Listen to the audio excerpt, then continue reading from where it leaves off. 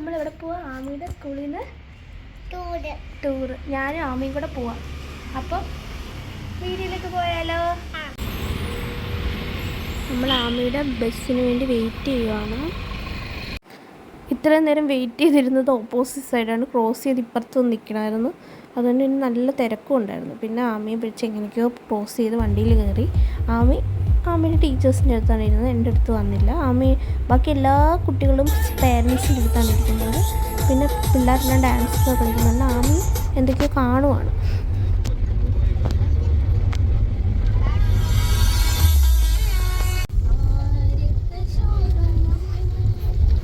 കുറച്ച് നേരം ബോറടിച്ചപ്പോൾ എല്ലാവരും കൂടെ അന്താക്ഷരിയൊക്കെ കളിച്ചു. ഓൾമോസ്റ്റ് സ്ഥലം എത്താറായി.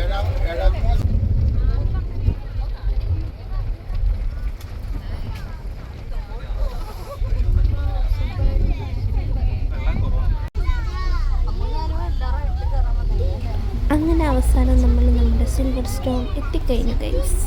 ആമി ഭയങ്കര സന്തോഷമായിരുന്നു. അങ്ങനെ ഫ്രണ്ടിലങ്ങാണ്ട് ആട്ടിയിരിക്കുന്ന സന്തോഷം അത് ഞാൻ പ്രതീക്ഷിക്കുന്നു ബാക്കിലിരുന്ന്. പിന്നെ അവിടെ ആമി രാവിലെ 1/2 ദോശയാണ് കഴിച്ചത്. പിന്നെ ഞാൻ കുറച്ച് സ്നാക്സ് പോലെ എന്തൊക്കെയോ എടുത്തിട്ടുണ്ടായിരുന്നു.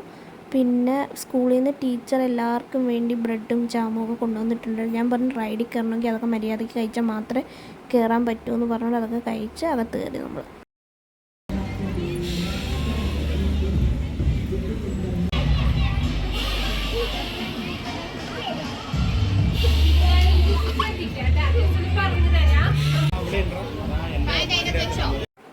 എല്ലാവരും ഡ്രസ്സ് മാറാൻ വേണ്ടി കയറി. പക്ഷേ നമ്മൾ പിള്ളേരെ വെള്ളത്തിലിറങ്ങാൻ നേരം മാത്രം മാറ്റിയാൽ മതിയല്ലോ, അല്ലെങ്കിൽ പിന്നെ ഇവരെ കാണാതായാലോ.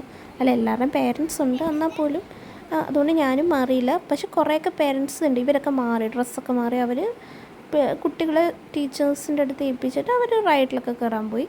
പക്ഷെ നമ്മുടെ പിള്ളേർ ഭയങ്കര ചെറുതായതുകൊണ്ട് നമുക്കങ്ങനെ ചെയ്യാൻ എല്ലാവരും കൂടെ ടീച്ചേഴ്സ് നോക്കാനും പാടായിരിക്കുമല്ലോ. പിന്നെ ഞാൻ ഡ്രസ്സൊന്നും മാറിയില്ല കേട്ടോ. ഞങ്ങൾ റൈഡിലൊക്കെ കയറിയിട്ട് കാണും. പിന്നെ ആമിയുടെ ഒരു മെയിൻ പ്രശ്നം എന്ന് വെച്ചാൽ ആമിക്ക് 4 വയസ്സുണ്ടെങ്കിലും ആമിക്ക് ഹൈറ്റും കുറവാണ്, വെയിറ്റും കുറവാണ്. അതുകൊണ്ട് തന്നെ ആമിക്ക് മിക്ക റൈഡിലും അവർ കേട്ടത്തില്ല. പക്ഷെ ആമിക്കറിയാം, ആമി പിടിച്ചിരിക്കുന്നത് നമുക്കറിയാം. പക്ഷെ അവരാരും വിശ്വസിക്കുന്നില്ല ആമിക്ക് 4 വയസ്സുണ്ടെന്ന്. പക്ഷേ അവൾക്കൊരു പേടിയില്ല കേട്ടോ. ഇത് കണ്ട് എന്തൊരു സന്തോഷം നോക്കി.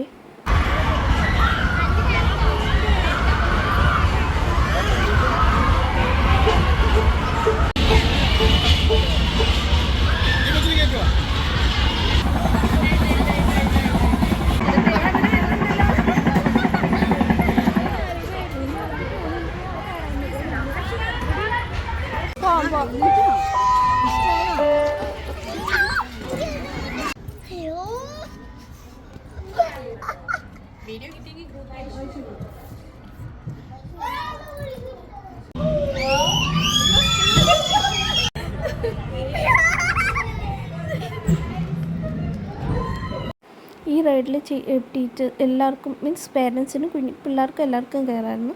തല ഇറങ്ങിയൊരു പരുവായി കേട്ടോ. ഇതിൽ ആമി അവർ കയറ്റിയില്ല. ആമി അതിൽ നിന്ന് എന്താ പറയുക തെറിച്ച് പോകുമെന്നാണ് അവർ പറഞ്ഞത്.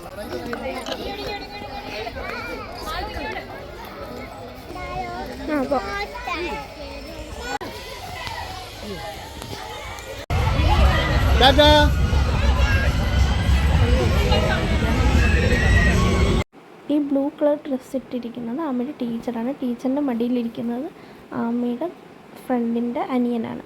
അവൻ എല്ലാ റൈഡിലും കയറണം. അവൻ ചെറുതാണ്, 2.5 വയസ്സെന്തോ ഉള്ളൂ.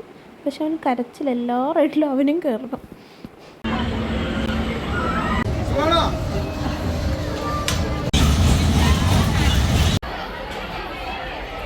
അതുകഴിഞ്ഞ് ഞങ്ങൾ അടുത്ത റൈഡിൽ കയറി, ഞാനും ആമയും കൂടെ. സാറ് പ്രത്യേകം അവരോട് പറഞ്ഞു സ്ലോ ആയിട്ടേ കറക്കാവുള്ളൂ, കുട്ടികൾ പേടിക്കും എന്നൊക്കെ പറഞ്ഞാണ് കയറ്റിയത്. പേടിയില്ല അമ്മയ്ക്ക്, പക്ഷെ പേടിയാ. അമ്മയ്ക്ക് പേടിയുണ്ട്.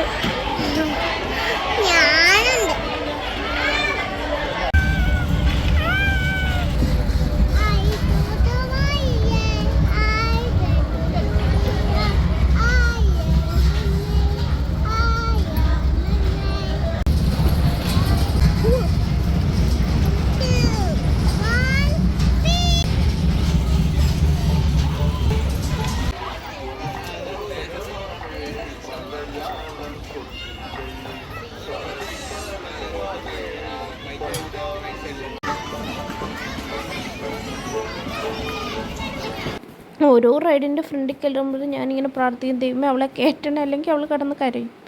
ഞാനിങ്ങനെ പ്രാർത്ഥിക്കും, ദൈവമേ ഇതിനകത്ത് അവളെ കയറ്റാൻ പറ്റണേ, ഹൈറ്റ് ശരിയാവണേ.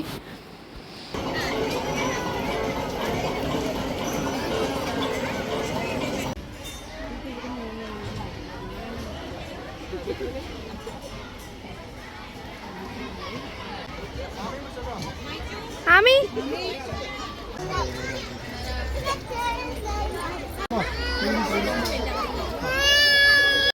വാവ ഭയങ്കര കരച്ചിലായിരുന്നു. ഭാവിക്ക് കയറണം എന്ന് ഞങ്ങൾക്ക് നല്ല ടെൻഷൻ ഉണ്ടായിരുന്നു. പക്ഷെ അവൻ കയറി നീങ്ങുന്നു കേട്ടോ. അവനൊരു പേടിയില്ലായിരുന്നു. പക്ഷെ ഞങ്ങൾക്കൊരു കുഞ്ഞല്ലേ, അവൻ വീഴുമോ അവനത് അങ്ങനെ ഒരു ടെൻഷനുണ്ട്. പക്ഷെ അവൻ നല്ല കൂളായിട്ടിരുന്നു കണ്ട, അനങ്ങാതിരുന്നു.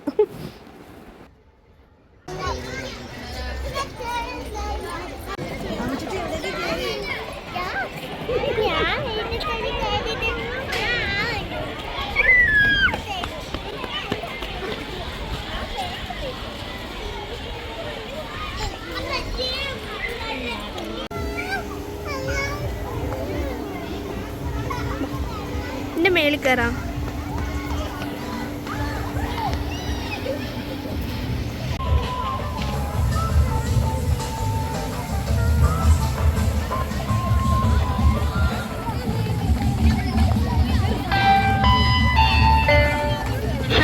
സഭയ്ക്ക് MMET ഹൈസ്കൂൾ മേൽമുറിൽ നിന്ന് വന്നിരിക്കുന്നു.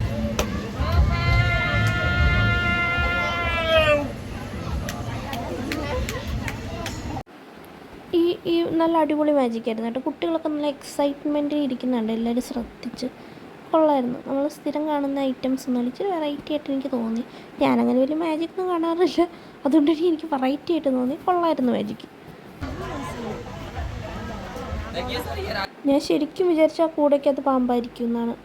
അതുകൊണ്ടാണ് അത്രയും. പക്ഷെ ഇതിനു വേണ്ടി കുറേ പേര് വിളിച്ചതാണ്, പക്ഷെ എല്ലാവരും തിരിച്ചു പോയി. പിന്നെ ആകെ ധൈര്യമുള്ളത് ഈ ടീച്ചറിനാണ്. ഇത് ആമി ഡാൻസൊക്കെ പഠിപ്പിക്കുന്ന ടീച്ചറാണ്. ഈ ടീച്ചറിന് മാത്രമല്ല ആകെ ധൈര്യമുള്ളത്. ആദ്യം വേറെ ടീച്ചറിനെ വിളിച്ചാണ്, മിസ്സ് ടീച്ചറിനെ. പക്ഷേ പേടിയായിട്ട് ടീച്ചർ തിരിച്ചു പോയി. പിന്നെ കുറച്ച് പുള്ളിക്കാർക്ക് നല്ല ധൈര്യമുണ്ട്. ഞാനങ്ങനെ കിടക്കുന്ന വിളിച്ചാൽ കാണുന്നതിന് മുമ്പ് പാമ്പാന്ന് വെച്ച് ഞാൻ ഓടിയാണ്. പക്ഷേ കിളിയായിരുന്നു. കണ്ടു, ഇതൊക്കെ എനിക്ക് നല്ല മാജിക്കായിട്ട് തോന്നി. അതിനകത്ത് എന്തെങ്കിലും ട്രിക്ക് കാണുമായിരിക്കും അവരുടെ. ഒരു പ്രാവുണ്ട്, ഓക്കെ സമ്മതിച്ചു. അടുത്ത പ്രാവിനെ ഇവർ എവിടെ ഉടുപ്പിച്ചു വെക്കും? ഞാനും വിചാരിച്ചു ആ ചേട്ടൻ്റെ കാലിൻ്റെ താഴെയുണ്ട്. ചിലപ്പോൾ നേരത്തെ ഇറങ്ങിയപ്പോൾ തന്നെ കാലിൻ്റെ താഴെ ഒളിപ്പിച്ച് വെച്ച് കാണുമെന്ന് എനിക്ക് തോന്നുന്നല്ലേ.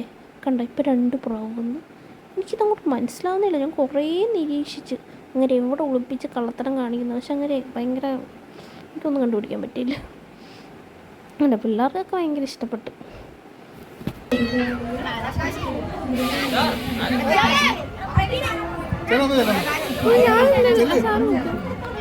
ആ സാർ എന്നോട് പറഞ്ഞു ഞാൻ ചെല്ലാൻ. പിന്നെ ഞാൻ പറഞ്ഞു ഞാൻ പോകത്തില്ല, സാറ് പൊക്കോ. പിന്നെ വേറൊരു കുട്ടിയുടെ അമ്മ പോയി. പുള്ളിക്കാരൻ മാജിക്ക് മാത്രമായിരിക്കും അവിടെ ഉദ്ദേശിച്ചത്. ഞാൻ ചെന്നിരുന്നെങ്കിൽ അത് കോമഡി ഷോയും കൂടെ ആയേനെ. പാമ്പ് വന്നില്ലെങ്കിൽ വരുന്നതിന് മുമ്പ് ഞാൻ അലറി ഓടിയേനെ. അതുകൊണ്ട് വെറുതെ എന്തിനാ സീനാക്കുന്നതെന്ന് വെച്ചാൽ ഞാൻ പോയില്ല. എനിക്ക് സത്യസന്ധമായിട്ട് പറഞ്ഞു, എനിക്ക് പല്ലി, പാറ്റ അങ്ങനെ സ്ഥലത്തിനൊന്നും എനിക്ക് പേടിയില്ല. പക്ഷേ ഈ ഫെദറുള്ള മീൻസ് ഈ രോമമുള്ള ഇതില്ലേ, പ്രാവ്, തത്ത, അങ്ങനെ എന്താ പറയുക, പശുവിനെ എനിക്ക് പേടിയില്ലായിരിക്കും, അറിയത്തില്ല, തൊട്ട് നോക്കിയിട്ടില്ല. പട്ടി, പൂച്ച, ഇതിനൊക്കെ എനിക്ക് പേടിയാണ്. ഇത് ആമിയുടെ ഫ്രണ്ട് അമ്മയുടെ അമ്മയാണ്. അമ്മയുടെ അമ്മയുടെ പേര് അഭിനയ എന്നാണ്. അപ്പോൾ ഒരു 100 രൂപ കൊടുത്തിട്ട് അത് കത്തിക്കാനാണ് പറഞ്ഞത്. പക്ഷേ പുള്ളിക്കാരി പറഞ്ഞു ഞാൻ കത്തിക്കത്തില്ല, 100 രൂപ എൻ്റെ 100 രൂപ അത് കത്തിപ്പോകുമെന്ന് പറഞ്ഞു.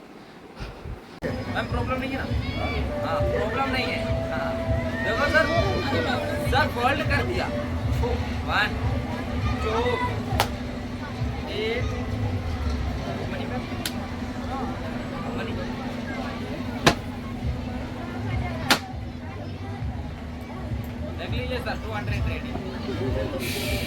Open match.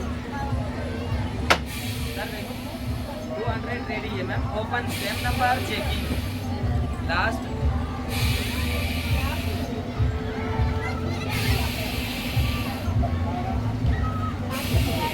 കള്ളത്തിൽ അവിടെ അങ്ങനെ വെച്ചിട്ടുണ്ട്. 100 दे दो 100.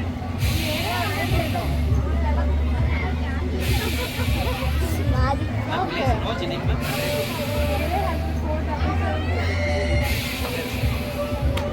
Sir, Modi ji new note बना दिया. हम फायर कर. फायर.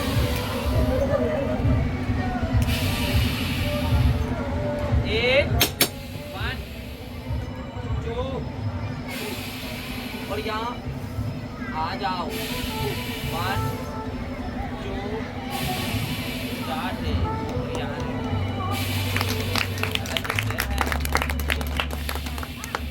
और यहीं से मैडम सर मैजिक को मैं ഇവിടെ ഇപ്പം നമ്മൾ ലഞ്ച് കഴിക്കാൻ പോവുക. ഇപ്പോൾ ഓരോ സ്കൂളുകാർക്കും അവർ ഓരോ ടൈമിംഗ് പറഞ്ഞിട്ടുണ്ട്. അപ്പോൾ നമ്മുടെ പേര് വിളിക്കുമ്പോൾ നമ്മളവിടെ ചെല്ലണം. അപ്പോൾ നമ്മുടെ പേര് അനൗൺസ് ചെയ്തു. എനിക്കിനി ടെൻഷൻ, ഈ സാധനം ചോറുന്നില്ല. ഇനി ഞാൻ ഇതിനെ എന്ത് ചെയ്യും? വെജ് മീലാണ് അവിടെ എല്ലാവർക്കും പറഞ്ഞേക്കുന്നത്. കഴിക്കും എന്ന് പറയാം. നമുക്കിനി വെള്ളത്തിലിറങ്ങാവേ കേട്ടെ. ഫുഡ് ഫുള്ള് കഴിക്കണേ.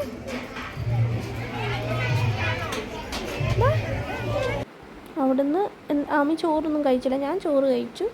ആമിക്ക് പിന്നെ ചെറിയൊരു സ്നാക്സും ജ്യൂസും ഒക്കെ മേടിച്ചു കൊടുത്തു. എല്ലാവരും പറയും നമ്മൾ ശീലിപ്പിക്കാത്തതിൻ്റെ പ്രശ്നമാണ്. പക്ഷെ ഞാൻ ചെറുതിലെ തൊട്ട് ചോറ് കൊടുത്ത് തന്നെ ശീലിപ്പിച്ചത്. പക്ഷേ ഇവള് ചോറ് കൊണ്ട് ഛർദ്ദിക്കുന്നു. ഞാൻ എന്ത് ചെയ്യാൻ പറ്റും? നമ്മൾ ഇപ്പം ഇങ്ങനൊരു ഗ്രൂപ്പിൻ്റെ കൂടെയൊക്കെ യാത്ര ചെയ്യുമ്പോൾ നമുക്കത് ഭയങ്കരമായിട്ട് ഫീൽ ചെയ്യുന്നു. ബാക്കി എല്ലാ പിള്ളേരും ചോറുണ്ണുമ്പോൾ എൻ്റെ കൊച്ചു മാത്രം ചോറുണ്ണുന്നില്ല. കുറച്ച് കഴിയുമ്പോൾ ശരിയാവുമായിരിക്കും. അത് കഴിഞ്ഞ് നമ്മൾ ഫുഡ് കോർട്ടിൽ ചെന്നപ്പോഴത്തേക്ക് അവരവിടെ ഇല്ല. അപ്പോൾ ടീച്ചർ അവർ വേറെ എവിടെയോ എല്ലാവരും കൂടെ വേറെ അവർ ഫുഡൊക്കെ കഴിച്ചിറങ്ങി. അവർ ഈ ബോട്ടിൽ കയറി. അപ്പോൾ ഓൾറെഡി അവരെല്ലാവരും ഇറങ്ങി കേട്ടോ. പിന്നെ അവർ ഞങ്ങൾക്ക് വേണ്ടി 2 ടീച്ചേഴ്സ് പിന്നെ ഒന്നുകൂടെ എനിക്കും അമ്മയ്ക്കും വേണ്ടി അവർ കയറിയതാണ്.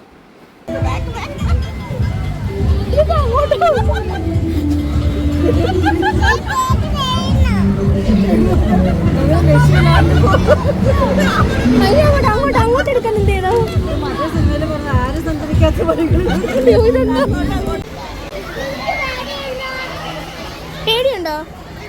പേടിയുണ്ടോ? ഇത്രയും നേരം ഞാൻ ഭയങ്കര ഹാപ്പി ആയിരുന്നു. ഭയങ്കരമായിട്ട് അവരുടെ കൂടെ ആമിയുടെ കൂടെ നല്ല രസമുണ്ടായിരുന്നു. പേരൻസിനെ ടീച്ചേഴ്സിനെ കൊണ്ട് നല്ല രസമായിരുന്നു. പക്ഷേ ഈ ഒരു ഇതിൽ കയറിയതോടുകൂടി അതൊക്കെ അവസാനിച്ചു. എനിക്ക് ഒന്നും പറയാനില്ല. എനിക്ക് കാണുമ്പോൾ തന്നെ മനസ്സിലാവും ഇതിൻ്റെ ലാസ്റ്റ് ഒരു വല്ലാത്തൊരു സംഭവം എനിക്ക് സംഭവിക്കുന്നുണ്ട്.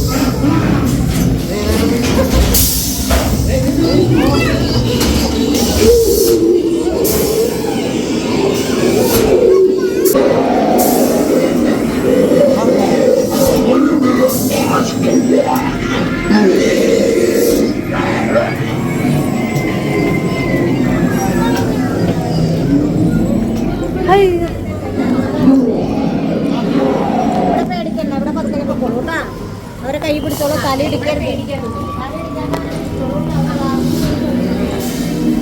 നല്ല സന്തോഷത്തിലാണ് ഞാനിത്. ഓക്കെ, എനിക്കിത് വീഡിയോ ബ്ലോഗാക്കി എൻ്റെ ചാനലിൽ ഇടണം എന്ന് പറഞ്ഞ് തന്നെ ഞാൻ എടുത്തതാണ്.